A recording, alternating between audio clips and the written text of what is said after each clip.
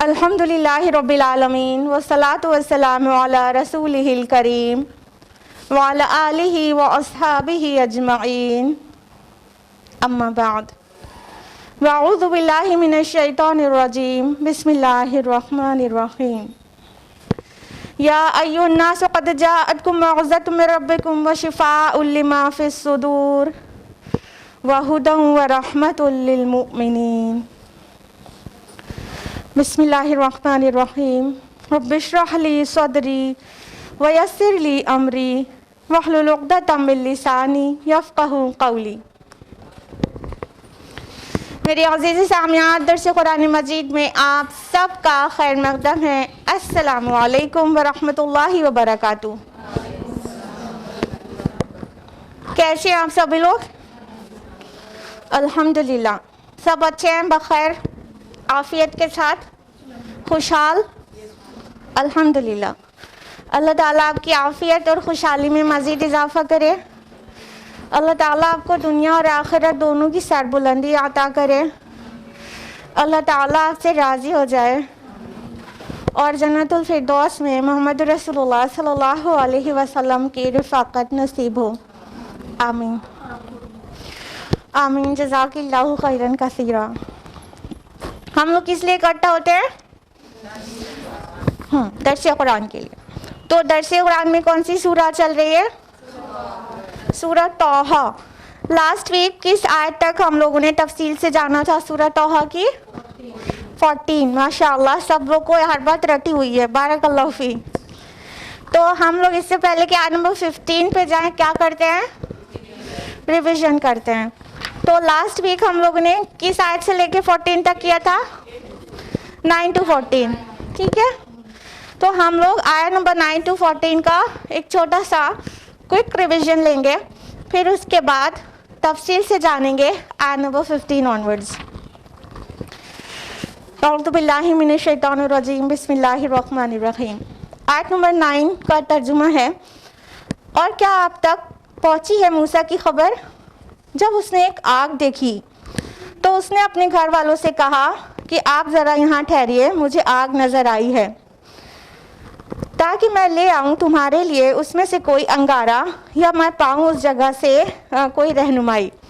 Last week हमने आपको बताया था कि कौन सी जर्नी थी ना मूसा अलैहि सलाम की? कहाँ से कहाँ जा रहे थे? मदियन से मिस्र जा रहे थे। तो ये चीज़ें हुई थी। आयत नंबर 11 है, फिर जब वो आया उसके पास तो निदा दी गई, ए मूसा ये तो मैं तुम्हारा परवरदिगार हूँ, चुनांचे तुम अपनी जूतियाँ उतार दो चूँकि इस वक्त तुम मुक़द्दस वादी तुआ में हो। ये भी तफसील से हम लोगों ने जाना था कि मूसा अलैहिस्सलाम के पास ये पहली वही थी और उनको रसूल बता दिया गया था और अल्लाह ताला ने उनसे कलाम किया था। और तुआ मैदान जो है वो मुक़द्दस है, किस किस तरह से वो सब भी हमने आपको बताया था। आयत नंबर 13 है, और मैंने तुमको चुन लिया है। चुन लिया मतलब रसूल बना लिया ना। फस्तमिअ लिमा यूहा, तो अब ज़रा तवज्जो से सुनो जो वही तुम पर की जा रही है। आयत नंबर 14 है कि यकीनन मैं ही अल्लाह हूँ, कोई और माबूद नहीं सिवाय मेरे, बस तुम मेरी ही बंदगी करो और नमाज कायम रखो मेरी याद के लिए। सुभान अल्लाह। पिछले हफ्ते भी अजीब सा फील होने लगा था ना सबको कि अल्लाह ताला कलाम कर रहे हैं और यहाँ पे फर्स्ट पर्सन कितनी शद्द मत के साथ आया, अन अल्लाहु ला इलाहा इल्ला अना। तो अल्लाह ताला ने क्या ऑर्डर दिया था कि मैं अल्लाह हूँ, मेरे अलावा किसी की बंदगी नहीं, लिहाजा तुम मेरी ही बंदगी करो और नमाज कायम रखो, ठीक है, मेरी याद के लिए। तो यहीं तक हम लोग ने आयत नंबर 14 तक किया था और हमने आपको लास्ट वीक बहुत तफसील से बताया था कि अल्लाह की याद के लिए सलाह कायम करने का मतलब क्या होता है और अल्लाह की याद दिल में बनाए रखना इतना ज़रूरी क्यों होता है मोमिन के लिए, और सलाह किस तरह से अल्लाह ताला की याद दिलाती है हमको। और ये अल्लाह के ज़िक्र की ख़ास सूरत है اور عام صورت ہم نے آپ کو کیا بتائی تھی؟ دوام ذکر بتایا تھا، ہر ایک پل اللہ تعالیٰ یاد رہے. تو یہ تھا لاسٹ ویک کا کوئک ریویژن. اور اب ہم لوگ آیت نمبر 15 آنورڈس تفصیل سے جانیں گے. تیار سب لوگ؟ تیار؟ ہاں تو چہک کر بولیے نا. ایسے ٹھنڈے ٹھنڈے بولیں گے تو لگے گا ہاں تیار تو ہیں مگر کمر میں درد ہے تو کیا کریں. خوش ہو کر بولیے نا. قرآن سننے سنانے کی محفل میں بیٹھنے والے اتنے بلیسڈ ہوتے ہیں کیونکہ اللہ تعالیٰ کے فرشتے وہاں پر پورا گھیراؤ کر لیتے ہیں، اس جگہ کو گھیر لیتے ہیں جہاں قرآن سمجھایا جا رہا ہوتا ہے.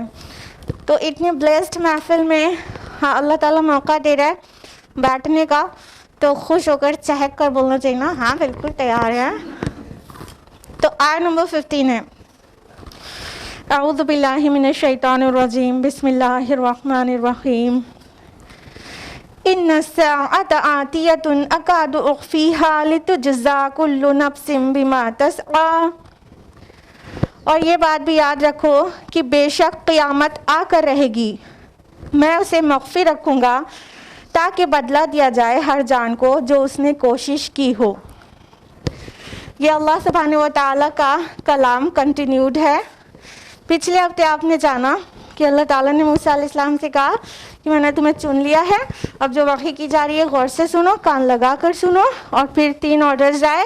ایک تو یہ کہا گیا کہ اللہ تعالیٰ کے علاوہ کوئی عبادت کے لائق نہیں ہے، دوسرا یہ کہا گیا کہ پھر اسی کی عبادت کرو، اور تیسرا یہ کہا گیا کہ صلاح قائم کرو. ٹھیک ہے. اس کے بعد توحید اور رسالت کا بیان ہو گیا، یعنی موسیٰ علیہ السلام کو اللہ تعالیٰ نے رسول اناؤنس کر دیا اور توحید کے متعلق باتیں آ گئی. تو اب معاد کی بات ہے. معاد مطلب کیا ہوتا ہے؟ ریٹرننگ، پلٹنا. تو معاد ایکچولی آخرت کو کہتے ہیں، اگر آپ کے لیے یہ لفظ معروف نہ ہو، ورنہ یہ فریکوینٹلی بولا جاتا ہے معاد. تو اب آخرت کے لیے، قیامت کے لیے اللہ تعالیٰ ذکر کر رہے ہیں. یعنی اوپر سے چند آیت نمبر 13 14 15 ملا کر ایمانیات ثلاثہ پورا مکمل ہو رہا ہے. پہلے رسالت کا ذکر ہے، پھر توحید کا، اور پھر معاد کا، آخرت کا. تو اللہ سبحانہ و تعالیٰ فرما رہے ہیں کہ ان الساعۃ آتیہ، بے شک قیامت آ کر رہے گی. آتیہ لفظ آیا ہے جس میں تاکید ہے، جس کا ترجمہ یہ نہیں ہوگا کہ قیامت آئے گی.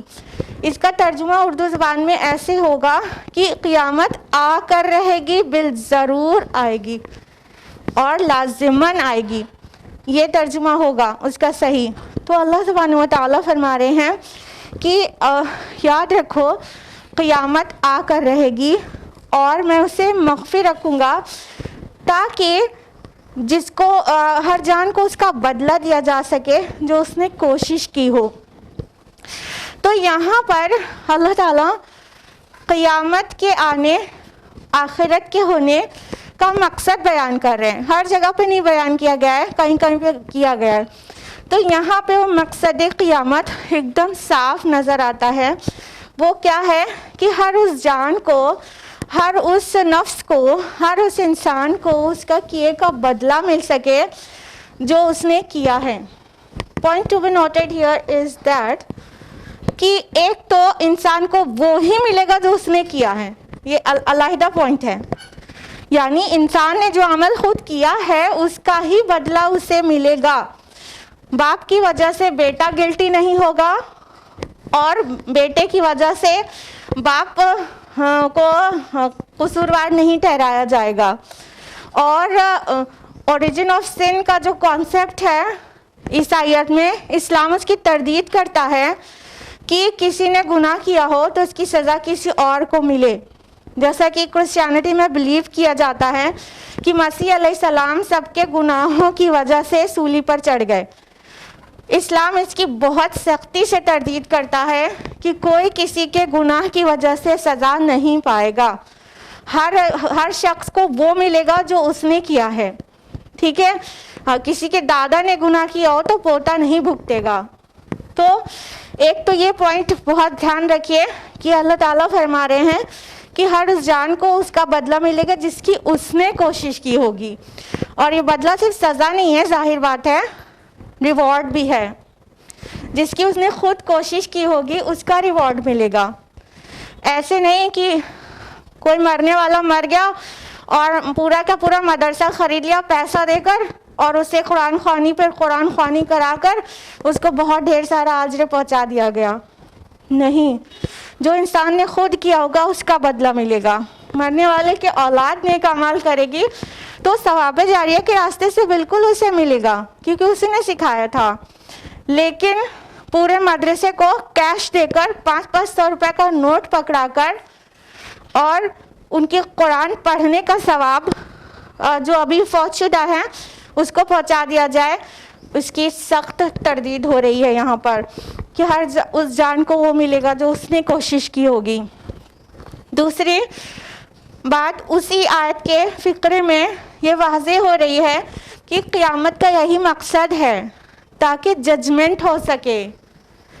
دنیا میں ہم دیکھتے ہیں کہ چاہے جتنا جوڈیشری ہو ہمارے پاس لیکن ججمنٹ 100% صحیح ہو پائے ایسا نہیں ہوتا. اور چھوٹی چھوٹی بات تو کرائم بھی نہیں ہوتی اور اس کا ججمنٹ جوڈیشری کے پاس عدالتوں میں جاتا بھی نہیں ہے. ٹھیک ہے، اور جو جاتا بھی ہے اس کے لیے ثبوت اور گواہ کی ضرورت ہوتی ہے جو پیسے سے بھی خریدے جا سکتے ہیں. تو ججمنٹ صحیح والا عدالتوں میں مل جائے ایسا بالکل بھی ضروری نہیں ہے. اور پھر بات ہندوستان کی ہو جو اندھیر نگری ہے آلموسٹ، تو پھر کیا ہی کہنے. ٹھیک ہے، تو اللہ تعالیٰ نے قیامت کا دن اس لیے رکھا ہے تاکہ سب کے ساتھ ججمنٹ ہو سکے، صحیح جسٹس ہو سکے اور اس کا ریوارڈ یا پنشمنٹ دونوں ہی چیز. وہ نیکی اس نے کیا ہے تو بہت سارے ریوارڈز کا مستحق ہے تو اسے ریوارڈ کی شکل میں جنت ملے، اور اگر اس نے بہت گناہ کیا ہے تو اس کا بدلہ اس کو جہنم میں ملے. ٹھیک ہے، اللہ تعالیٰ نہیں چاہتا کہ بندوں کو جہنم میں ٹھوس دے، لیکن اس نے یہاں جو فری ول دی ہے، عمل کی آزادی دی ہے، اس کا الٹیمیٹ آؤٹ کم تو یہ ہونے والا ہے کہ جو مان لے گا رب و رسول کی وہ جنت میں جائے گا، اور جو کسی طرح نہیں مانے گا بس وہی جہنم میں جائے گا. تو اللہ سبحانہ و تعالیٰ بہت واضح کر رہے ہیں کہ قیامت آ کر رہے گی اور قیامت پر یقین ہونا چاہیے، نہ کہ خالی ایمان لانا چاہیے. ایمان اور یقین دو الگ الگ ڈگریز ہیں، آپ لوگوں کو پتہ ہے؟ ہاں، ایمان لوور ڈگری کی چیز ہے اور یقین اس سے بھی ہائر ڈگری کی چیز ہے. سورہ بقرہ کی آیت نمبر 4 میں آپ لوگ پڑھتے ہیں نا، وَبِالْآخِرَةِ هُمْ يُوقِنُونَ، جو آخرت پر یقین رکھنے والے ہیں. تو آخرت پر یقین رکھنے کی ضرورت ہے، خالی ایمان لانے کی نہیں. ایمان لانے کا کیا مطلب ہوتا ہے؟ مان لینا. ٹھیک ہے، ایمان لانا مطلب کوئی کچھ پیش کر رہا ہے اس کی تصدیق کر دے. ٹھیک، ایمان کی جو ڈیفینیشن ہے وہ یہ ہے تصدیق بما جاء بہ النبی صلی اللہ علیہ وسلم. رسول اللہ صلی اللہ علیہ وسلم جو کچھ لے کر آئے اس کی تصدیق کرنا. تو جب کوئی بات پیش کی جائے اس کو مان لیا جائے، یہ ایمان لانا کہلاتا ہے. ٹھیک ہے، اینڈ یقین از سم تھنگ ڈفرینٹ. یقین کیا ہے کہ دل کی گہرائی سے پورے احساس و شعور کے ساتھ اس پر پکا والا بلیو کیا جائے، وہ یقین کہلاتا ہے. تو ایکچولی آخرت پر یقین درکار ہے، خالی ایمان لانے سے کام نہیں چلے گا. مان لیا کہ ہاں مرنے کے بعد پھر سے زندگی کر اٹھنا ہے اور حساب و کتاب ہونا، مان لیا. خالی مان لینے سے کام نہیں چلے گا، یقین کی ضرورت ہے، یقین کی.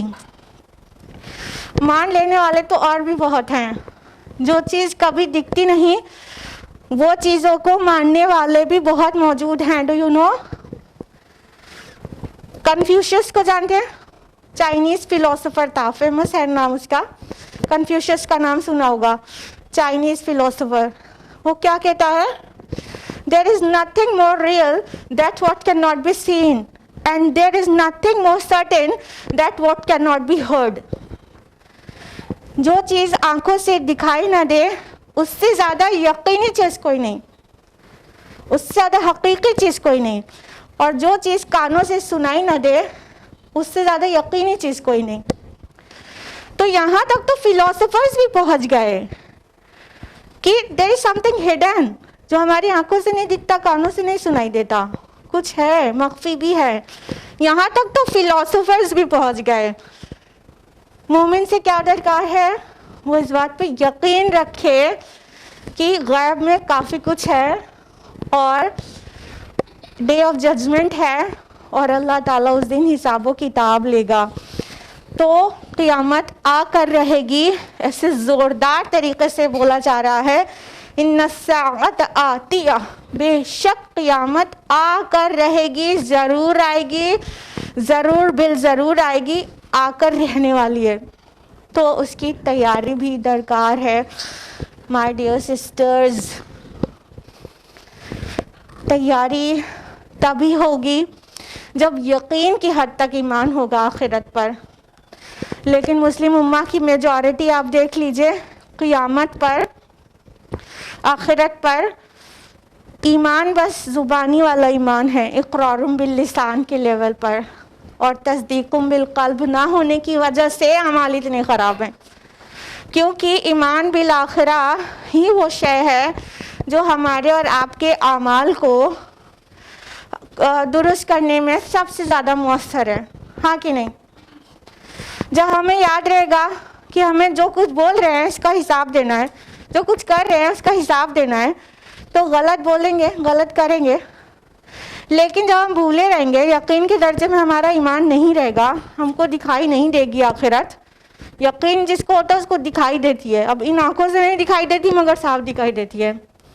ان آنکھوں کے علاوہ بھی تو ویژن ہوتا ہے نا، فورسائٹ بھی تو ہوتی ہے نا، تو فورسائٹ سے دکھائی دیتی ہے. تو جب ہمارے پاس فورسائٹ نہیں ہوگی، یقین نہیں ہوگا، بصیرت نہیں ہوگی، تو کیا ہوگا کہ ہم غلط کام کریں گے، یاد نہیں آئے گا حساب دینا ہے. تو یہی ڈفرینس ہے ایمان اور یقین میں. تو قیامت کے لیے جتنی زوردار طریقے سے اللہ تعالیٰ نے قرآن حکیم میں خبر دی ہے، اس سے پتہ چلتا ہے کہ یقین کرنا درکار ہے، نہیں تو بہت نقصان میں چلے جائیں گے، اللہ نہ کرے. آیت نمبر 16 ہے فَلَا يَصُدَّنَّكَ عَنْهَا مَن لَّا يُؤْمِنُ بِهَا وَاتَّبَعَ هَوَاهُ فَتَرْضَىٰ. تو دیکھنا کہیں تمہیں اس سے روگرداں نہ کر دے کوئی ایسا شخص جو اس پر ایمان نہیں رکھتا اور جو اپنی خواہشات کی پیروی کرتا ہے. اگر ایسا ہوا تو تم ہلاک ہو جاؤ گے. اب اللہ سبحانہ و تعالیٰ موسیٰ علیہ السلام سے آگے فرما رہے ہیں کہ دیکھو تم کو اس سے انہا، اس سے روگرداں نہ کر دے کوئی ایسا شخص جو اس پر بیہا، اس پر نہیں ایمان رکھتا اور جو اپنی خواہشات کی پیروی کرتا ہے.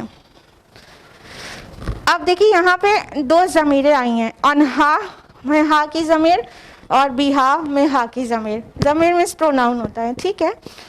تو دو ضمیریں آئی ہیں. ایک تو ہم لوگ یہ مان سکتے ہیں کہ دونوں ضمیریں جو ہیں، جو پروناؤنز ہیں، وہ اس کے جسٹ پہلے والی جو آیت ہے وہ کیا ہے؟ قیامت کے متعلق، ساعہ کے متعلق. یہ دونوں ضمیریں نا فیمینن جینڈر میں ہیں، ٹھیک ہے. ہا ہے، اگر میسکولین ہوتا تو ہو ہوتا. تو انہا ہے، بیہا ہے، اس کا مطلب دونوں، اس کا جو ناؤن ہوگا، جو ضمیر کا مرجع ہوگا وہ فیمینن ہوگا، ٹھیک، مؤنث ہوگا. اس سے جسٹ پہلے آیت نمبر 15 میں ساعہ آیا ہے. تو یہ بھی کہا جا سکتا ہے، سمجھا جا سکتا ہے کہ ساعہ ان دونوں ضمیروں کا مرجع ہے. یعنی قیامت کے متعلق یہ کہا جا رہا ہے کہ دیکھو تمہیں اس سے روگرداں نہ کر دے کوئی ایسا شخص جو اس پر ایمان نہیں رکھتا. لیکن آیت نمبر 14 میں صلاح کا بھی ذکر ہے. اس سے جسٹ ایک اوپر آیت ہے نا، صلاح کا بھی ذکر ہے. تو یہ دونوں ضمیریں صلاح کے لیے بھی آئی ہو سکتی ہیں کہ تم کو صلاح سے کوئی روگرداں نہ کر دے جو یہ صلاح کی بینیفٹ پر ایمان نہیں رکھتا. اور یہ بھی ہو سکتا ہے کہ ایک ضمیر ساعہ کے لیے، قیامت کے لیے ہو، اور ایک ضمیر صلاح کے لیے ہو. ایسا بھی ہو سکتا ہے کہ انہا صلاح کے لیے ہو اور بیہا ساعہ کے لیے ہو. تو یہ بھی ہو سکتا ہے. تو ان سب کو اچھی طرح سے इकट्ठा करके अगर समझेंगे तो समझ में ये आएगा कि अल्लाह ताला मूसा अलैहिस्सलाम से कह रहे हैं कि देखो कहीं ऐसा ना हो कि जो इंसान आखिरत पर यकीन नहीं रखता वो तुम्हें नमाज से रुगर्दा कर दे। एक क़ियामत लिया, एक ज़मीर का मर्जा और दूसरी ज़मीर का मर्जा सलाह लिया, ठीक है। तो देखो कहीं जो इंसान क़ियामत पर यकीन नहीं रखता वो तुमको सलाह से बिचला ना दे, सलाह से डेविएट ना कर दे, गाफिल ना कर दे। और जो ऐसा करता है ना वो एक्चुअली वो अपनी ख्वाहिशात की पैरवी करता है, हवा की पैरवी करता है। तो अल्लाह सुब्हान ताला फरमा रहे हैं कि जो इंसान कोई तुम्हें ऐसा रूगर्दा ना कर दे इससे।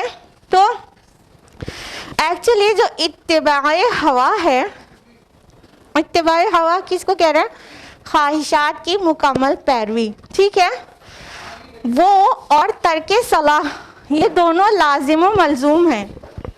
जो इंसान ख्वाहिशात की पैरवी करता है ना वो सलाह से ज़रूर गफलत बरतता है, यह बिल्कुल लाजिम व मलजूम है।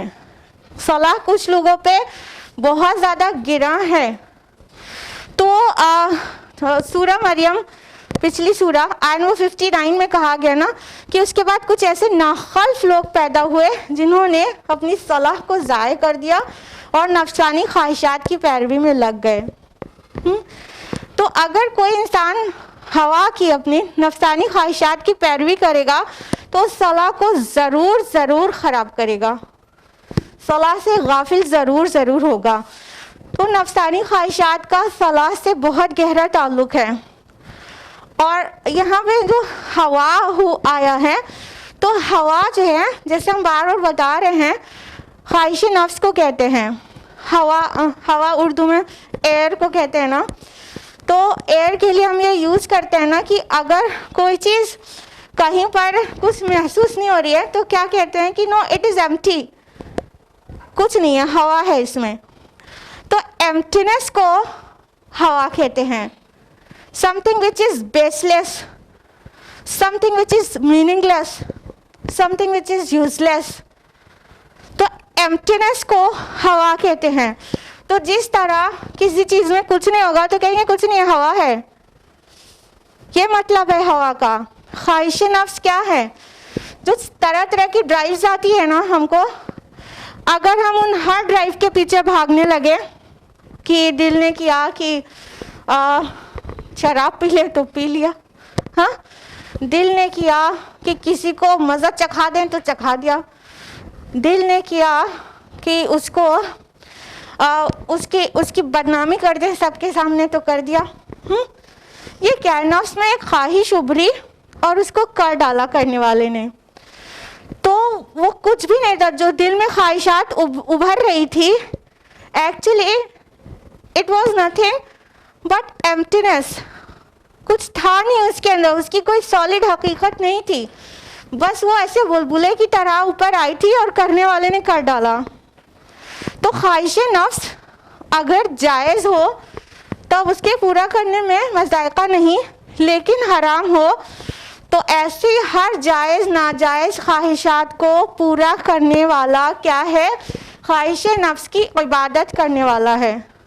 You must know this. आया सूरा फुरकान सूरा नंबर 25 आयत नंबर 43 अल्लाह ताला कहते हैं अरअयत मन इत्तखज़ इलाहहु हवाहु, क्या आपने उस शख्स को नहीं देखा जिसने अपने ख्वाहिश नफ्स को अपना माबूद बना लिया है।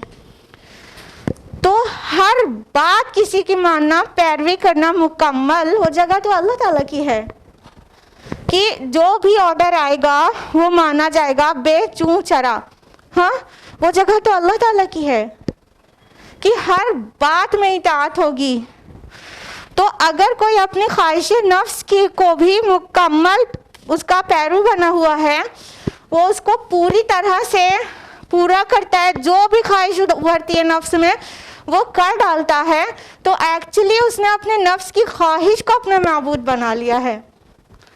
ये शिर्क के कैटेगरी में जा रहा है, शिर्क खफ़ी। और शिर्क खफ़ी इतना ज़्यादा मख्फी होता है कि इंसान को पता ही नहीं चलेगा और शिर्क हो जाएगा, ना ही वो तौबा करेगा और ना ही शहादा पढ़ेगा और शिर्क हो चुका रहेगा। तो ये ख्वाहिश नफ्स की पैरवी क्या है? एक्चुअली ये शिर्क है, कहीं ना कहीं शिर्क खफी है। तो इस हद तक ख्वाहिश नफ्स की पैरवी करना कि अभी सलाह पढ़ने का दिल नहीं कर रहा है तो लेट कर सो गए। ये क्या था? ये क्या था? रब का हुक्म था कि 5 टाइम्स प्रे करना है और नफ्स की ख्वाहिश थी कि सो जाओ, बहुत अच्छी नींद आ रही है, नमाज कज़ा पढ़ लेना। ये कज़ा का कॉन्सेप्ट आपको भी पता चल गया होगा ना दर्स हदीस में। तो कज़ा कर लेना नमाज, क्या मतलब अभी तो सोने का दिल कर रहा है। ये ख्वाहिश नफ्स थी और उसकी पैरवी की गई तो अल्लाह के मुकाबले में नहीं खड़ा कर दिया नफ्स की ख्वाहिश को। तो इतना बड़ा जुर्म है अल्लाह ताला की नज़र में।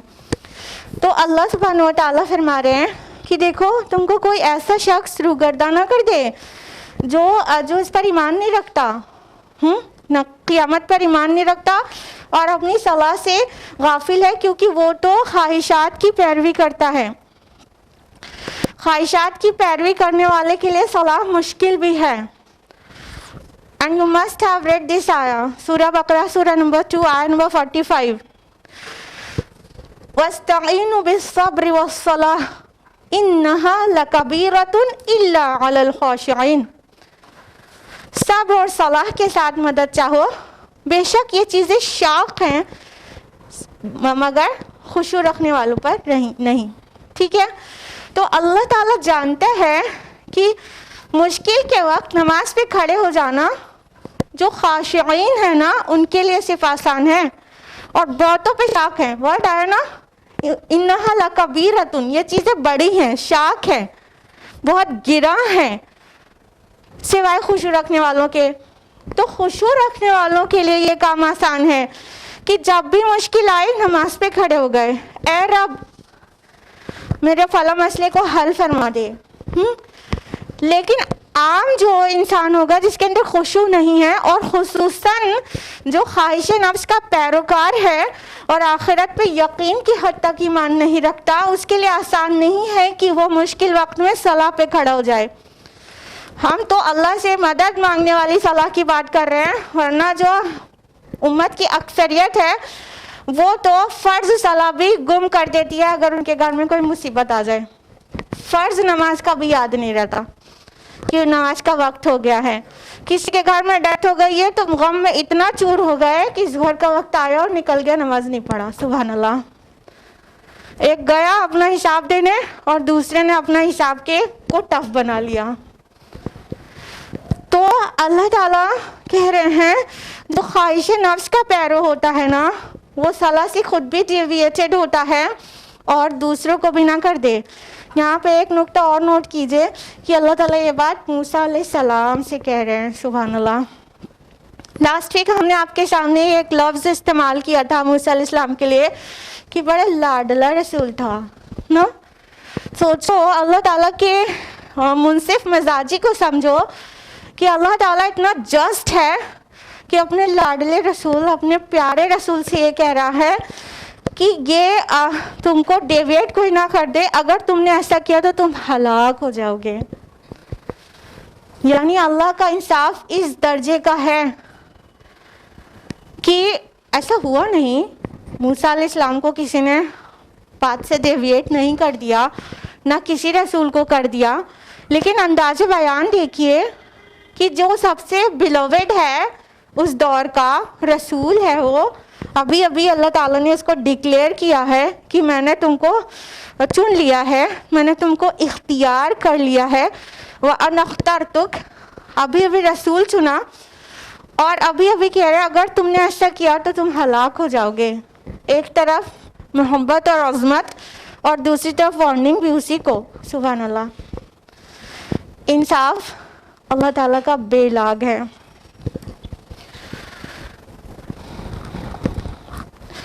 आयत नंबर 17 है, वमा तिलका बियमीनिका या मूसा, और है मूसा ये तुम्हारे दाहिने हाथ में क्या है। अब देखिए बहुत मज़े की बातें शुरू हो रही हैं। अभी बहुत सीरियस बातें थी, सबके चेहरे पर ایک عجیب سی سیریسنس تھی. اب بہت مزے کی باتیں, بہت شوق والی باتیں آ رہی ہیں. موسیٰ علیہ السلام سے اللہ تعالیٰ نے صرف اتنا پوچھا کہ اے موسیٰ تمہارے دائیں ہاتھ میں کیا ہے, بس اتنا سا, کیا ہے, what's it in your right hand, ہاں بس اتنا سا. موسیٰ علیہ السلام کا شوق دیکھیے. آیت نمبر 18, قال ہی عصای, کہا یہ میرا عصا ہے, اتوکل علیہا واہش بہا علی غنمی ولی فیہا مآرب اخری, میں اس پر ٹیک بھی لگا لیتا ہوں اور اس سے اپنی بکریوں کے لیے پتے بھی جھاڑ لیتا ہوں, اور اس میں میرے لیے اور بھی کئی کام ہوتے ہیں. اب کسی نے یہ پوچھا تھا کہ تمہارے دائیں ہاتھ میں کیا ہے, اور یہ کسی کو آنا ہے, خالق کائنات ہے اللہ رب العالمین. بس اتنا پوچھا تھا, موسیٰ تمہارے دائیں ہاتھ میں کیا ہے, جواب اتنا سا مکمل ہو جاتا, یا عصای, یہ میرا عصا ہے اللہ پاک, بس ہو جاتا. اور ذوق و شوق میں مان لیجیے آپ کے پریسیڈنٹ سے کوئی کانورزیشن ہو رہی ہے, آپ سے کوئی ایک سوال کرے تو آپ اس کا جواب اتنا لمبا چوڑا سا دے سکتے ہیں, مطلب ایکسائٹمنٹ میں, شوق میں, اور اپنا آنر فیل کر کے نا. تو پریسیڈنٹ کیا ہے, نتھنگ, خالق کائنات سوال کر رہا ہے. موسیٰ علیہ السلام کو شوق اور جذبہ دیکھیے, خالی یہ نہیں کہا یہ میرا عصا ہے, کہنے لگ گئے میں اس پر ٹیک لگاتا ہوں, میں اسے بکریوں کے لیے پتے ڈالتا ہوں, اور یہ اس میں میرے اور بھی کام ہے. اس کا سارا یوز بھی بتا ڈالا جو پوچھا نہیں گیا تھا, سچ نا, پوچھا نہیں گیا تھا.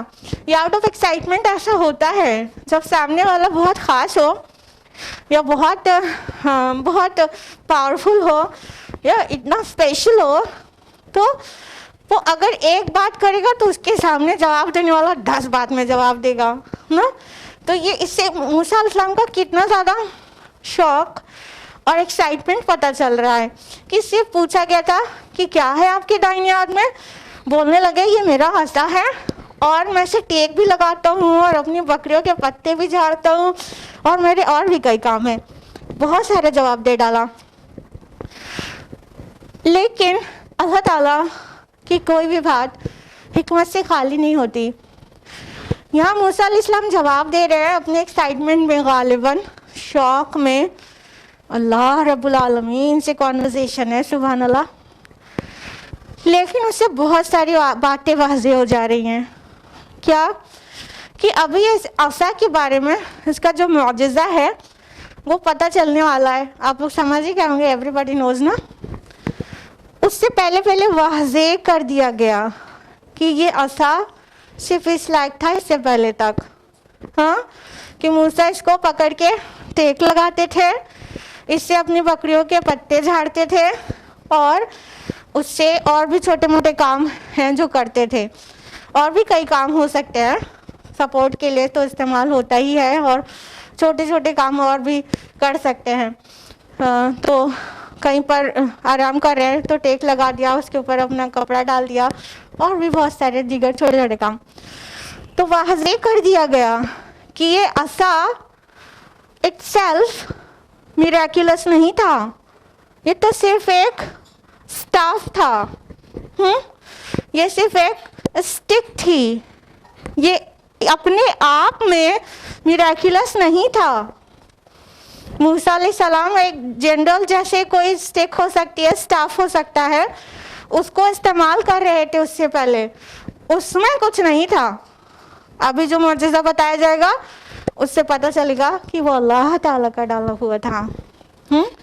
اس کے پہلے سے اس میں ایسی کوئی کوالٹی نہیں پائی جا رہی تھی, اور موسیٰ علیہ السلام کے دنیا سے جانے کے بعد اس میں کوئی کوالٹی نہیں پائی جا رہی ہے.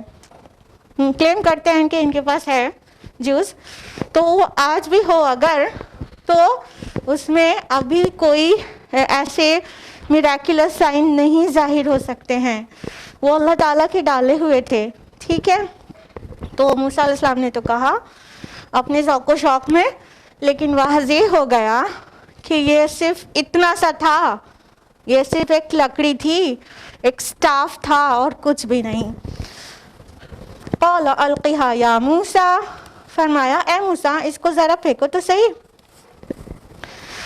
فَأَلْقَاهَا فَإِذَا هِيَ حَيَّةٌ تَسْعَىٰ تو انہوں نے اسے پھینک دیا تو وہ دفعتاً ایک سانپ بن گیا دوڑتا ہوا. تو اللہ سبحانہ تعالیٰ نے عصائے موسیٰ کے متعلق فرمایا کہ ٹھیک ہے موسیٰ اس کو پھینکو, اس کو ڈالو, جسٹ تھرو اٹ. جیسے ہی موسیٰ علیہ السلام نے اس کو ڈالا تو وہ کیا ہو گیا, حیہ, بڑا سا اسنیک بن گیا. تسعیٰ دوڑتا ہوا, وہ چلتا ہوا, ایسا نہیں کہ اسنیک بن گیا اور خالی اس کی پکچر اسنیک کی تھی اور تو چل دوڑ نہیں سکتا تھا. وہ دوڑتا ہوا ایک بہت بڑا سا اسنیک بن گیا. اور یہ بات صرف قرآن میں نہیں ہے, یہ بات تورات میں بھی ایسے ہی ہے. Book of Exodus chapter number 4 verse number 2 to 4 میں ایسے ہی مینشنڈ ہے کہ تب خداوند نے کہا کہ اے موسیٰ تیرے ہاتھ میں کیا ہے؟ تو موسیٰ علیہ السلام بولے کہ یہ میرا عصا ہے. تو خداوند نے کہا کہ اس کو زمین پر ڈالو, تو اس نے ڈالا تو وہ ایک سانپ بن گیا. یہ بات تورات کی جو ہم نے آپ کو بک آف ایکسوڈس کوٹ کی وہ قرآن سے بالکل بالکل کمپیٹیبل ہے. سبھی کمپیٹیبل نہیں ہوتی لیکن یہ کمپیٹیبل ہے. دھیان رہے کہ مصر میں سانپ کو دیوتا سمجھا جاتا تھا, ٹھیک ہے. تو اللہ تعالیٰ نے موسیٰ علیہ السلام کو جو معجزہ دیا وہ کیا کہ ان کا جو سٹاف تھا, عصا تھا, وہ سانپ بن جا رہا تھا. اور ان کی نظر میں تقدیس تھی سانپ کی. وہ ہندو مائتھولوجی میں بھی تو دیوتا ہی ہوتا ہے. ہاں, ہندو مائتھولوجی میں سانپ کو دودھ پلاتا ہے تو مانتے ہیں کہ دیوتا کو دودھ پلایا ہے. سبحان اللہ. اگلی آیت ہے آیت نمبر 21. قَالَ خُذْهَا وَلَا تَخَفْ فرمایا اس کو پکڑ لو اور ڈرو نہیں. دیکھیے اس سے پتہ چلتا ہے, پوری آیت کہیے سَنُعِيدُهَا سِيرَتَهَا الْأُولَىٰ ابھی ہم اس کو لوٹا دیں گے اس کی پہلی حالت پر. تو جیسے ہی موسیٰ علیہ السلام نے دیکھا کہ ان کی لاٹھی سانپ بن چکی ہے تو وہ کہیں نہ کہیں ڈرے. اب اس کی تفصیلات سورہ النمل سورہ نمبر 26 آیت نمبر 10 میں اور سورہ قصص سورہ نمبر 28 آیت نمبر 31 میں آتی ہے کہ جب انہوں نے دیکھا کہ لاٹھی حرکت کر رہی ہے اور سانپ کی طرح تو پیٹ پھیر کر پیچھے کی طرف بھاگے اور مڑ کر بھی نہ دیکھا. تو اس سے پتہ چلتا ہے کہ موسیٰ علیہ السلام عصا کو سانپ بنا ہوا دیکھ کر ڈر گئے تھے. کیا یہ ڈر غلط ہے؟ یہ ایک فطری خوف ہے. یہ ایک فطری خوف ہے کہ جب انسان کوئی موذی جانور کو دیکھتا ہے تو وہ ڈرتا ہے. اپنی جان کو محفوظ کرنا یہ فطرت میں ودیت کیا گیا ہے کہ جب انسان جان کا خطرہ دیکھے تو فوراً اسکیپ کرے وہاں سے, یا تو ایٹ لیسٹ اس سے مقابلہ کرے. تو یہ ایک فطری خوف تھا جس میں کسی بھی انسان کا اور رسول کے بھی خوف ہونے میں کوئی مذائقہ نہیں, کوئی باعث ملامت نہیں, یا تو پوزیشن کے لحاظ سے کچھ بھی عجیب نہیں کہ کیوں ڈرے موسیٰ علیہ السلام. یہ ایک فطری خوف تھا جو سڈنلی ہوتا ہے, سڈنلی. تو وہ جو ریفلیکس ایکشنز ہوتے ہیں اس طرح کی یہ چیز ہے کہ وہ سڈنلی ہو جاتا ہے. تو موسیٰ علیہ السلام اگر ڈرے تھے جیسے کہ قرآن ڈکلیئر کر ہی رہا ہے ان کو خوف آیا تھا, تو یہ ایک فطری خوف تھا, یہ طبعی چیز ہے, اس میں کوئی بھی عجیب بات نہیں. لیکن مفسرین نے اس کو ایکسپلین اس وے میں بھی کیا ہے کہ چونکہ وہ اللہ تعالیٰ کی طرف سے تھا تو ڈرنا ہی کمال ہے. اللہ کی طرف سے تھا تو اس اللہ کی جانب سے کوئی چیز ہو تو ڈرنا ہی کمال ہے, اور بندوں کی جانب سے کوئی چیز ہو تو نہیں ڈرنا کمال ہے. جیسا کہ ابراہیم علیہ السلام آگ کو دیکھ کر نہیں ڈرے تھے, ٹھیک ہے, اس میں وہ کود گئے تھے تو وہ نہیں ڈرے تھے, اور اس میں نہ ڈرنا کمال ہے. اور اللہ کی جانب سے کچھ ہو تو ڈرنا کمال ہے. حالانکہ دیکھا جائے تو ابراہیم علیہ السلام کو आग के लिए जो कहा गया था वो एक सडन चीज़ नहीं थी, वो एक प्लान्ड चीज़ थी। और अल्लाह पर तवक्कुल करें और नहीं डरें तो ये बहुत सुटेबल बात है। लेकिन ये एक सडन चीज़ थी जो मूसा अलैहिस्सलाम के साथ हुई थी। अचानक उनका आसा सांप बन गया था और सांप फ़ौरन ही डस लेता है, अगर अपने आप को बचाने का इंसान एहतमाम ना करे तो वो जान ले सकता है। तो वो एक सडन चीज़ थी, तो डरना कुछ अजीब बात नहीं है। ये बात तौरात में book of exodus chapter number 4 verse number 3 में एज इट इज़ मेंशन्ड है ऑलमोस्ट सिमिलर वे में कि मूसा अलैहिस्सलाम का जो आसा सांप बन गया था और मूसा उसे हिचकिचाए और अल्लाह ताला ने कहा कि डरो नहीं, हम उसे पहले जैसा कर देंगे। आयत नंबर 22 है वस्मुम यदका इला जनाहिका तखरुज बैदा मिन गैरि सूइन आयतन उखरा, और ज़रा अपना हाथ मिलाओ अपनी बगल के साथ, वो निकलेगा चमकता हुआ और बग़ैर किसी बीमारी के। ये दूसरी निशानी है।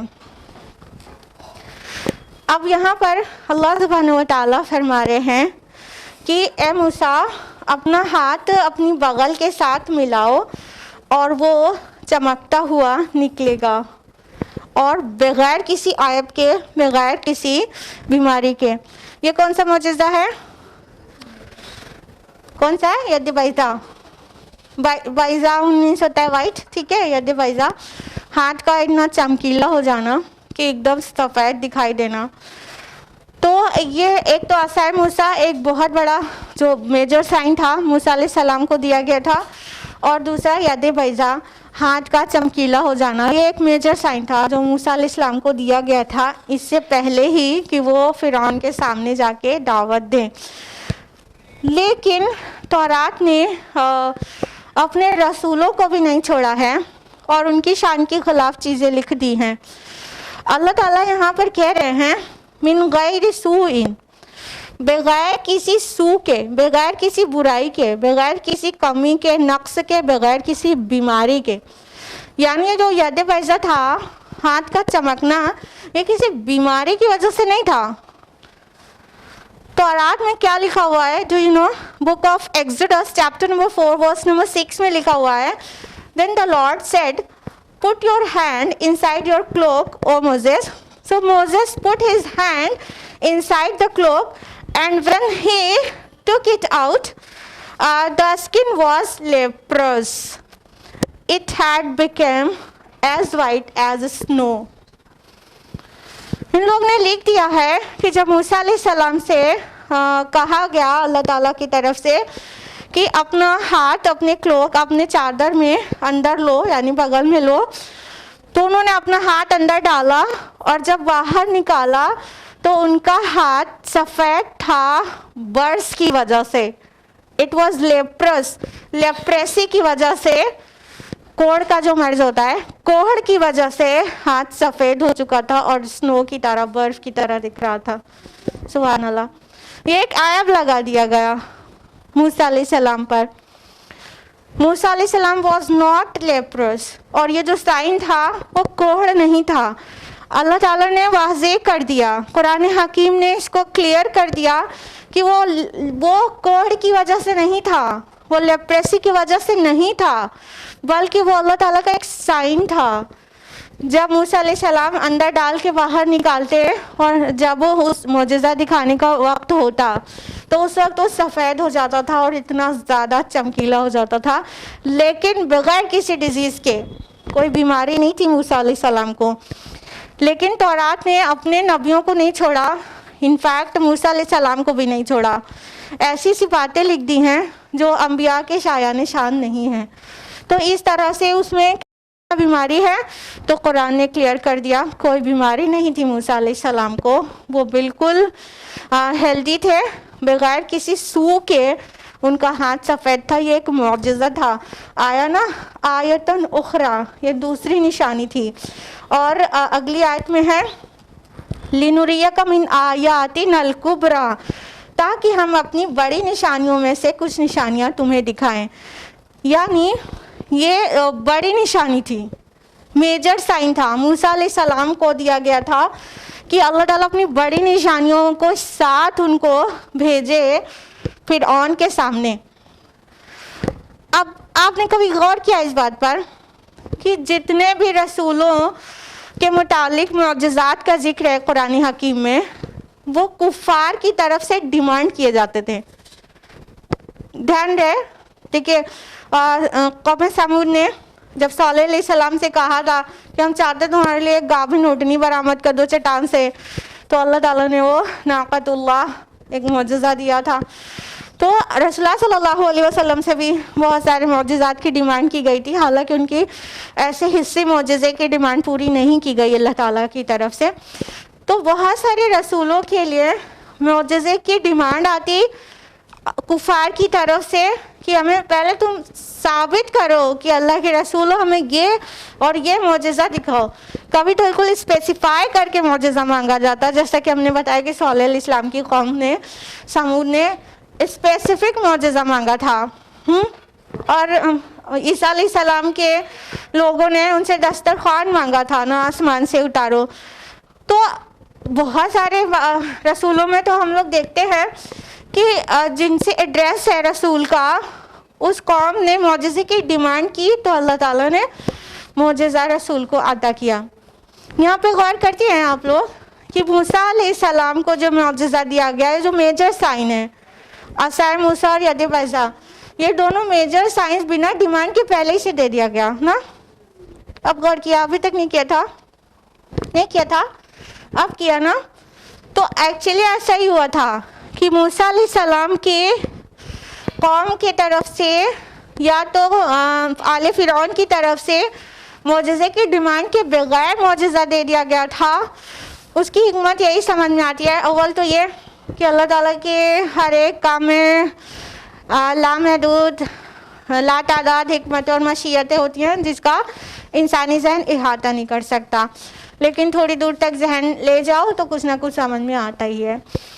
तो उससे ये समझ में ये आता है कि फिरौन इतना बड़ा जालिम बादशाह था। अगली आयत में आ जा रहा है ना कि इज़हब इला फिरऔन इन्नहु तग़ा, अब तुम जाओ फिरौन की तरफ, वो बड़ा सरकश हो गया है, वो बहुत बड़ा जालिम है, वो ट्रांसग्रेसर है, वो बागी है। तो इतने बड़े बागी के सामने जाके दावत देना था जो बहुत जालिम, बहुत सरकश, बहुत ज़्यादा ट्रांसग्रेसर था।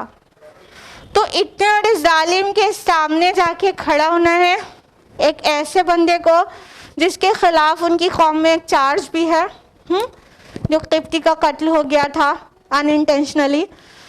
तो अल्लाह ताला ने पहले से मूसा अलैहिस्सलाम को इतना स्ट्रॉन्ग इनफ बना दिया था कि फिरौन के सामने आराम से खड़े होके दावत पहुँचाएं और वो सरकश कुछ ना बिगाड़ सके। जब क्लियर साइन होता है तो इंसान थोड़ा सा दबता ही है। हाँ, तो चूँकि इतने सरकश के सामने जाना था तो अल्लाह ताला ने अभी डिमांड आई नहीं थी, अभी कुछ भी नहीं, मूसा अलैहिस्सलाम को बहुत स्ट्रॉन्ग इनफ बना दिया कि वो फिरौन जैसे जालिम के सामने जाके दावत दे। तो इसलिए बिना डिमांड के टाइम से पहले, डिमांड से पहले ही, टाइम से पहले करना तो बहुत बड़ी हिमाकत होगी, सही टाइम वही था। डिमांड से पहले अल्लाह ताला ने मूसा अलैहिस्सलाम को 2 मेजर साइंस के साथ भेजा था, ठीक है, ताकि वो ठहरे, रुके, सोचना पड़े और कोई इक़दाम ना करने पाए अल्लाह के रसूल के साथ, ठीक है। तो अगली आयत भी आप समझ ही गए कि अल्लाह ताला ने फरमाया कि अब जाओ फिरौन के पास, वो बड़ा सरकश हो रहा है। फिरौन मिस्र के जो हाकिम होते थे, बादशाह, उनका लक़ब हुआ करता था। फिरौन उस बादशाह का नाम नहीं था। जिस फिरौन के गोद में मूसा अलैहिस्सलाम पले बड़े हैं, वो उसका फादर था। जिस फिरौन के सामने जाके दावत दी है उसका फादर था। तो फिरौन या जमा है फराइना। फराइना मिस्र के जो बादशाह होते थे उनका लक़ब होता था। जब यूसुफ अलैहिस्सलाम मिस्र पहुंचे थे तो उस वक्त फ़राइना की हुकूमत नहीं थी, उस वक्त चरवाहे बादशाह हुआ करते थे, और जब मूसा अलैहिस्सलाम मबूस हुए हैं उस वक्त फ़राइना की हुकूमत थी। तो जिस तरह रोम के बादशाह को क्या कहते हैं, बताइए जल्दी, कैसर ना, और कि वो ईरान के बादशाहों को क्या कहते थे, किसरा।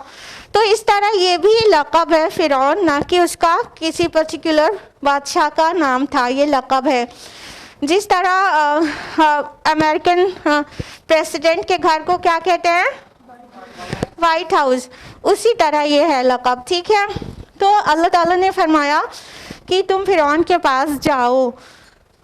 फ़िरौन की जो वहाँ पोजीशन थी मिस्र में, वो क्या थी पता है, उनका सबसे बड़ा देवता सूरज को समझते थे और उसका अवतार समझते थे फ़राइना को।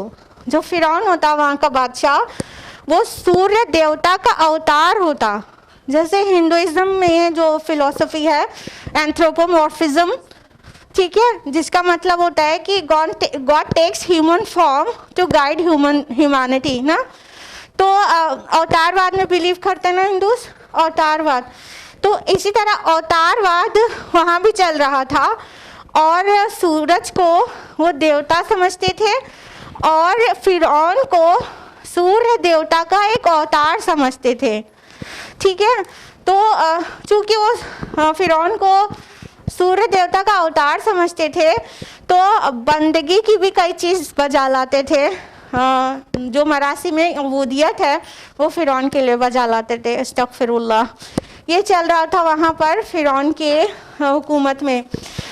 और ये फ़िरौन तो मूसा अलैहिस्सलाम के दौर का फ़िरौन था, लेकिन हमको और आपको यू नो कि हमारे एक फ़िरौन से नजात नहीं मिली है, और वो है हर इंसान के नफ्स का फ़िरौन, जो सरकशी करता है, जो ख्वाहिश नफ्स की पैरवी कराता है।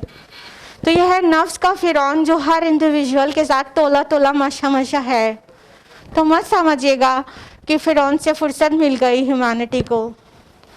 ये नफ्स भी फ़िरौन का काम करता है और बगावत करता है, ट्रांसग्रेस हो जाता है और अल्लाह ताला के अहकाम को नहीं बजा लाता है, और नाफरमानी सरकशी की हद पे पहुंच जाती है। रब की ना मानना, नाफरमानी और रब के ख़िलाफ़ अपने मिजाज को बनाना और अपने पूरे सिस्टम को बनाना, ये सरकशी है, बहुत बड़ी वाली सरकशी है।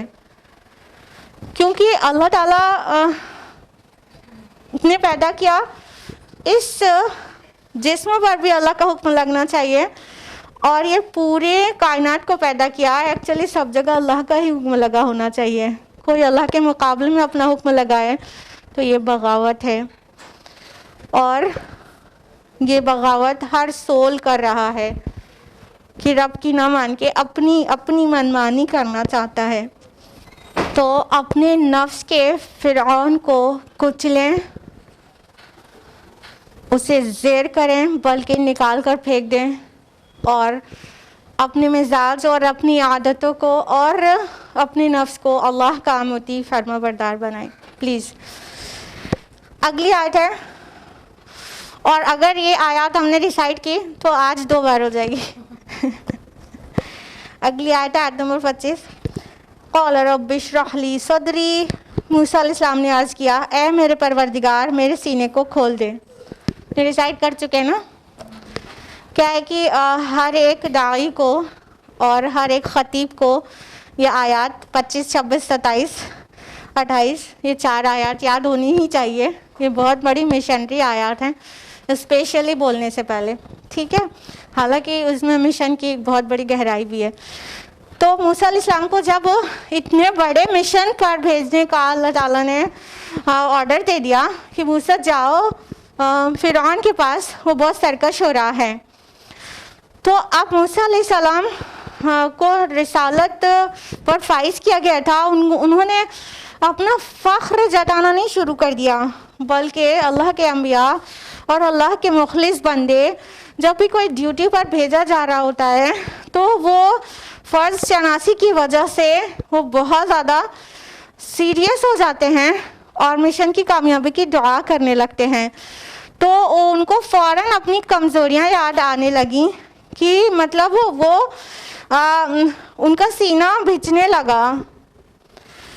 یہ ایک بہت سنسیئر اور بہت فرض شناس انسان کی پہچان ہے کہ ذمہ داری ڈالا جائے تو اندر سے تھوڑا سا تنگی محسوس ہو. اس بات کی نیگیٹو تنگی نہیں, اس بات کی تنگی کہ پتہ نہیں اتنی بڑی ذمہ داری میں پوری طرح نبھا پاؤں گی کہ نہیں. ہاں, تو ان کو اپنی کمزوریاں یاد آنے لگیں. انہوں نے اپنے رب سے ایسی بڑی دعا کر ڈالی جو رہتی دنیا تک کے لیے ایک داعی اور ایک خطیب کے لیے ایک ضرورت بن گئی. کہا رب اشرح لی صدری, اے میرے پروردگار میرے سینے کو کھول دے. شرح صدر کا کیا مطلب ہوتا ہے؟ سینہ کھول دے, آپ لوگ بتا رہے ہیں, ہم اس کی میننگ پوچھ رہے ہیں, لٹرل میننگ نہیں پوچھ رہے ہیں. ٹھیک ہے, سینے کو کھول دینا یہ شرح صدر کا مطلب ہوا. لیکن صدر قرآن حکیم میں اکثر عقل کے لیے آیا ہے, انٹیلیجنس کے لیے. صدر کسی جگہ کے سینٹر کو بھی کہتے ہیں نا, تو سینٹر ایکچولی مائنڈ ہے. تو انہوں نے موسیٰ علیہ السلام نے دعا کی کہ اے میرے رب میرا شرح صدر کر دے, یعنی میرے ذہن اور میرے فکر میں اتنی وسعت دے دے کہ یہ جو برڈن آپ ہمارے اوپر ڈال رہے ہیں, اور یہ نیگیٹو برڈن نہیں, یہ جو ذمہ داری کا بوجھ ڈال رہے ہیں میں اس کو بیئر کر سکوں. تو ان کو جو ٹائٹنس فیل ہو رہی ہوگی جیسا کہ ہم کہہ رہے ہیں, اور یہ نیگیٹو ٹائٹنس نہیں ہے بلکہ فرض شناسی کی وجہ سے جو سینہ بھیج رہا تھا کہ اتنا بڑا کام فرعون کے سامنے جانا ہے جو اتنا ظالم ہے, اس کے سامنے اللہ تعالیٰ کی وحدانیت بیان کرنا ہے. اور چیلنج یہ نہیں ہے کہ وہ جان سے نہ مار دے, چیلنج یہ ہے کہ حق زیر نہ ہو جائے, اس کے ظلم کی وجہ سے حق کا غلبہ پوری طرح سے رہے اور میں پوری طرح سے یہ ذمہ داری نبھا پاؤں. تو انہوں نے شرح صدر کی دعا کی کہ اللہ میرا شرح صدر کر دے, یعنی میں اوپن مائنڈیڈ ہو کر بہت پرسکون طرح سے یہ کام کر سکوں اور میرا کام آسان ہو جائے. آگے فرمایا وَيَسِّرْ لِي أَمْرِي, اور میرے اس کام کو میرے لیے آسان کر دے. اور یہ ہے دعوت کا کام جو موسیٰ علیہ السلام کے ہینڈ اوور کیا گیا تھا, اور یہ ہے مہم کی کامیابی کی دعا. جس مہم پر جا رہے تھے وہ کام ان کے لیے آسان ہو جائے, یعنی وہ پرفارم کر پائیں وہ ڈیوٹی کو جس پر اللہ تعالیٰ انہیں اپوائنٹ کر رہے ہیں.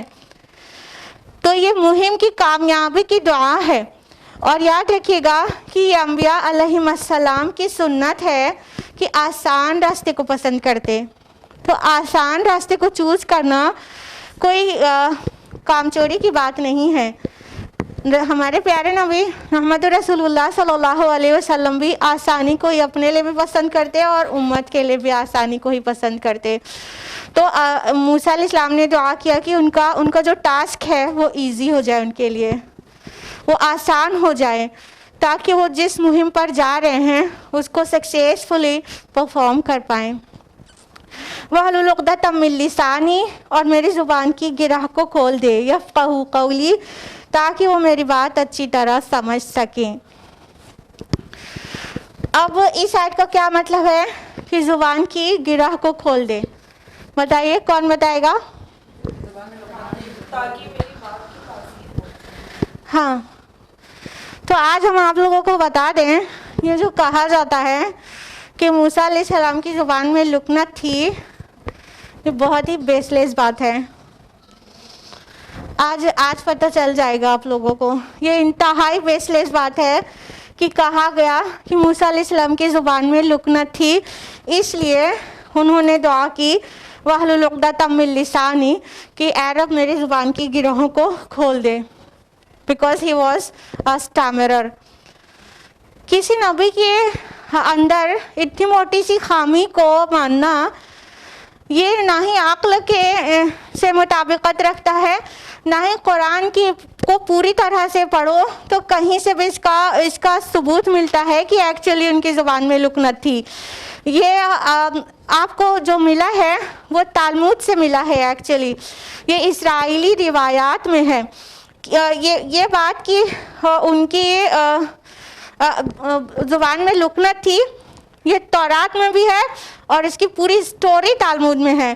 تورات میں book of Exodus chapter number 4 verse number 10 میں لکھا ہوا ہے کہ موسیٰ علیہ السلام کہتے ہیں کہ ان کی زبان میں لکنت ہے، ان کی زبان کی گرہ کھول دے کیونکہ ان کی زبان میں لکنت ہے۔ لیکن اور اس کی پوری سٹوری جو فارم کی گئی ہے، جو کہ افسوس کے ساتھ قرآن کے مفسرین نے بھی بس چپ چاپ اٹھا لی ہے، وہ سٹوری پوری تالمود میں ملتی ہے کہ موسیٰ علیہ السلام جب چھوٹے سے تھے، گود میں تھے، فرعون کی گود میں بیٹھے تھے، اور ایک وہ فرعون کا تاج جو پہن لیا تھا، اٹھا کے پہن لیا تھا، تو فرعون کو بڑا تشویش ہوئی تھی کہ مطلب یہ تاج، میرے تاج کا پہن لینا یہ بہت سمبولک ہے، اس کے پیچھے کوئی وجہ ہے۔ تو اسے کہا گیا کہ ایک شعلہ اور ایک یاقوت دونوں سامنے رکھو، دیکھو کس چیز پہ لپکتا ہے یہ بچہ۔ اگر تم کو ڈر ہے کہ یہ مطلب تمہارا تختہ پلٹ دے گا تو یہ ضرور سے یاقوت کو اٹھائے گا، شعلے کو نہیں۔ لیکن اگر شعلے کو اٹھاتا ہے جو کہ چمکیلا ہے تو اس کا مطلب ہوگا کہ یہ تمہاری سوچ ہے، ایسا نہیں ہے۔ تو دو چیز رکھی گئی، یاقوت اور شعلہ۔ تو موسیٰ علیہ السلام نے، تالمود کی سٹوری بتا رہے ہیں، موسیٰ علیہ السلام نے یاقوت کو اٹھانے تو جا رہے تھے، لیکن جبریل علیہ السلام نے ان کا ہاتھ شعلے کی طرف رکھ دیا اور وہ شعلہ اٹھا لیا اور وہ شعلے کو اٹھا کے منہ میں رکھ دیا، تو ان کی زبان جل گئی، جس کی وجہ سے وہ اسٹیمرر ہو گئے۔ یہ سٹوری پوری تالمود میں ہے۔ ایک سٹوری یہ بھی ہے کہ موسیٰ علیہ السلام نے بچپن میں فرعون کو بہت زوردار تھپڑ مارا تھا، وہ اتنا زوردار تھا کہ اس کو یقین نہیں ہو رہا تھا کہ یہ بچہ مار سکتا ہے، تو ضرور کچھ گڑبڑ ہے، تو پھر یہ شعلے اور یاقوت والا ٹیسٹ کیا گیا تھا۔ لیکن یہ تالمود کی سٹوری ہے اور اسرائیلی روایات سے پتہ چل رہی ہے، لیکن یہ بیس لیس اس طرح سے ہے کہ اگر جب بھی اسکن کوئی ہاٹ چیز کو ٹچ کرتی ہے تو وہاں پر ریفلیکس ایکشن ہوتا ہے، امیڈیٹ ریفلیکسو وتھڈرال ہوتا ہے، اور اس کے لیے سینٹرل نروس سسٹم ریسپانسبل ہوتا ہے، برین تک بھی میسج نہیں جاتا، سینٹرل نروس سسٹم سے ہی آرڈر آ جاتا ہے۔ ہوتا کیا ہے، سائنس بتا رہے ہیں آپ کو کہ ریفلیکس ایکشن کہتے کس کو ہے۔ جب کوئی مان لیجیے کوئی ہاٹ سرفیس کو کوئی بھی انسان ٹچ کرے گا، چاہے وہ چھوٹا سا بچہ ہی کیوں نہ ہو، کہ اس کے لیے مینٹل ڈیولپمنٹ کی ضرورت نہیں ہے، سینٹرل نروس سسٹم ہی ایکشن لے لے گا، ایکشن کا آرڈر پاس کر دے گا۔ تو جب بھی بچہ ہو یا بوڑھا کوئی گرم چیز کو ٹچ کرے گا تو یہ جو اسکن میں ہمارے جو نیورونز ہیں، سینسری نیورونز، ان کو پتہ چلے گا کہ یہ سرفیس ہاٹ ہے۔ یہ سینسری نیورونز فوراً بہت ہائی اسپیڈ سے سینٹرل نروس سسٹم کے پاس میسج بھیجیں گے کہ یہ چیز گرم ہے، جو کہ انجوریس ہو سکتی ہے۔ Central nervous system immediately order pass کرے گا اور کہ وہاں سے ہاتھ ہٹا لیا جائے۔ اس آرڈر کو لے کر ہمارے موٹر نروز واپس آئیں گی اور ہاتھ کو وہاں سے ہٹانے کا میسج دیں گی۔ یہ سارا کچھ مائکرو سیکنڈز میں ہو جاتا ہے اور فوراً ہاتھ ہٹ جاتا ہے، اور اس کو کہتے ہیں ریفلیکس ایکشن، جو کہ سینٹرل نروس سسٹم سے ہی ہو جاتا ہے۔ سینسری نیورونز اور موٹر نیورونز اس میں انوالوڈ ہوتے ہیں، اس میں ایون برین کا بھی رول شروع بھی نہیں ہوا ہوتا ہے، ٹھیک ہے۔ تو اب یہ بتائیے کہ یہ تو ریفلیکس ایکشن ہے، تو یہ کیسے ہو سکتا ہے کہ کوئی بچہ یا بڑا کوئی بھی کوئی شعلے کو اٹھائے اور فوراً ہاتھ نہ ہٹائے اور اس کو منہ میں رکھ لے؟ ایسا ہو سکتا ہے؟ ہاں، ریفلیکس ایکشن ہے، امیڈیٹلی ہاتھ ہٹ جائے گا، مطلب مائکرو سیکنڈز میں یہ کام ہو جائے گا۔ جو ورلڈ کی فاسٹسٹ کار ہے نا، اس سے بھی تیز اسپیڈ سے ہمارے نیورونز جو ہیں میسج کو ٹرانسمٹ کرتے ہیں سینٹرل نروس سسٹم اور برین کو، اور اس سے بھی فاسٹ اسپیڈ پہ واپس آتے ہیں اور ایکشن ہو جاتا ہے۔ تو ایسا ہو نہیں سکتا، یہ جو سٹوری ہے اس کا فلا کیا ہے کہ منہ میں کوئی رکھ ہی نہیں سکتا. جیسے ہی گرم پہ ہاتھ پڑتا ہے, آپ روز روز کچن میں ایکسپیرینس کرتے ہیں کہ نہیں کرتے ہیں, جیسے آپ کو پریشر کوکر میں ہاتھ ٹچ ہوتا ہے اس سے پہلے کہ کوئی آپ سے کہے ڈالو آپ ہٹا لیتے ہیں, یا پریشر کوکر کو اٹھا کے منہ میں رکھ لیتے ہیں. کیا کرتے ہیں, فوراً ہی ہٹاتے ہیں نا, سیکنڈ نہیں لگتا, مائکرو سیکنڈس میں ہٹا لیتے ہیں. ٹھیک ہے, تو اس طرح سے یہ سائنٹیفکلی بالکل اللاجیکل ہے اور بالکل ارریلیونٹ ہے کہ انہوں نے شعلے کو ٹچ کیا ہوگا, ہاتھ ہٹانے کے بجائے ان کو اٹھا کے منہ میں رکھ لیا ہوگا, رکنت ہو گئی. انفیکٹ نبیوں اور رسولوں کے بارے میں ایسی موٹی موٹی خامیاں تصور کرنا کہ ان کو کوڑ تھا معاذ اللہ, یا ان کی زبان میں لکنت تھی, یہ بہت بڑی حماقت کی بات ہے. اور اصل بات یہ ہے کہ موسیٰ علیہ السلام he was not a great orator, وہ بہت بڑے خطیب نہیں تھے. ٹھیک ہے, ہوتا ہے کوئی انسان بہت تھاٹ فل ہونے کے بعد بھی وہ ورڈز میں اپنے تھاٹس کو بہت اچھا ایکسپریس نہیں کر پا رہا ہوتا ہے. یہ سنو, بہت تھاٹ فل ہے, اس کی جو پاور آف رائٹنگ ہے, رائٹنگ اسکل بہت اسٹرانگ ہے, لیکن اس کی جو اسپیچ اسکل ہے وہ اتنی اسٹرانگ نہیں ہے. تو actually he was not a great orator, وہ بہت مؤثر خطیب نہیں تھے. تو ان کو لگ رہا تھا کہ ہارون جو ہے وہ مجھ سے اچھا بولتا ہے, فصاحت اور بلاغت مجھ سے زیادہ ہارون میں ہے, میرے میں اتنی فصاحت زبانی خطابت میں ایکسپرٹ نہیں ہوں. انہوں نے دعا کر ڈالی میرے زبان کی گرہ کو کھول دے, مطلب تاکہ میں مؤثر بول سکوں. ہوتا ہے نا کہ کچھ لوگ ہوتے ہیں اتنا سمجھدار تھاٹ فل ہونے کے بعد جب بولنا شروع کرتے ہیں تو تھوڑا شائع نیچر کے ہوتے ہیں, تو وہ بہت اچھا نہیں بول پاتے ہیں. لکھنے بیٹھتے ہیں کتنا اچھا لکھ لیتے ہیں. ہاں, تو ایکچولی موسیٰ علیہ السلام کی خطابت جو تھی وہ اتنی سپرب نہیں تھی, اس لیے انہوں نے دعا کی تھی. اور دعا کرنا بہت ضروری تھا, کیونکہ ایٹ دیٹ ٹائم جو ابلاغ کا ذریعہ تھا وہ صرف خطابت تھی, صرف بول کر ہی لوگوں کو میسج پہنچایا جا سکتا تھا. ابھی تو ویریس ویز ہے نا, بول کر بھی, ایکشن سے بھی, رائٹ کر کے بھی, بہت طرح سے. ابھی مطلب جو ابلاغ ہے, جو میڈیا تو اتنا زیادہ ڈیولپ ہو گیا ہے, تو پرنٹ میڈیا کے ذریعے بات لکھ کر بھی پہنچائی جا رہی ہے. تو جب پریس تو تھا نہیں تھا تو بات بول کر ہی پہنچائی جانی تھی. تو بول کر پہنچانے کے لیے بہت ضروری تھا کہ خطابت بھی ٹو دا پوائنٹ ہو اور اپ ٹو دا مارک ہو. تو موسیٰ علیہ السلام نے یہ دعا کی تھی. آگے واضح ہو رہا ہے تاکہ وہ میری بات اچھی طرح سمجھ سکیں, یعنی جو مشنری کام ہے وہ میسج بہت خوبصورتی سے اچھی طرح سے ڈیلیور ہو سکے. تو اس کام کے لیے ہارون علیہ السلام کے متعلق بھی موسیٰ علیہ السلام نے کہا تھا کہ وہ مجھ سے اچھا خطیب ہے, آپ اس کو میرا سپورٹیو بنا دیجئے. اور جو فرعون نے تانا دیا تھا, سورہ زخرف کے 52 میں ہے, لا یکاد یبین, وہ تو اپنی بات بھی صحیح طرح سے نہیں پہنچا سکتا. تو اس کا بھی یہی مطلب ہے کہ بولنے میں اتنا, خطابت میں اتنے ایکسپرٹ نہیں تھے. لیکن قرآن سے پتہ چلتا ہے کہ یہ دعا کرنی, یہ تو مطلب رسالت پر ایسے مبعوث کیا گیا اسی وقت کی دعا ہے نا. اس دعا کرنے کے بعد انہوں نے خطابت میں بھی اچھی مہارت حاصل کر لی تھی. ان کے خطبات قرآن میں جو اس کے بعد والے ہیں وہ بہت مؤثر بھی ہیں. ٹھیک ہے, تو اس لیے یہ دعا سب کو کرنا چاہیے. اور امید ہے آج آپ کی غلط فہمی دور ہو گئی ہوگی کہ آپ اپنے پیارے رسول کے متعلق ایسی بات سوچیں کہ لکنت تھی ان کی زبان میں.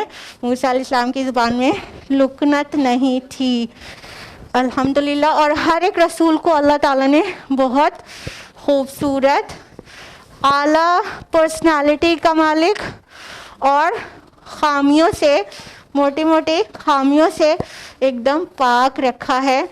ایسا کسی رسول کو نہیں بنایا کہ کوئی اس کا مذاق بنائے. آج کے لیے اتنا ہی. اللہ تبارک تعالیٰ ہم سب کو قرآن مجید پڑھنے, سمجھنے, عمل کرنے, غور و فکر کرنے اور دوسروں تک پہنچانے کی توفیق عطا فرمائے, آمین. وآخر دعوانا الحمدللہ رب العالمین. والسلام علیکم ورحمۃ اللہ وبرکاتہ.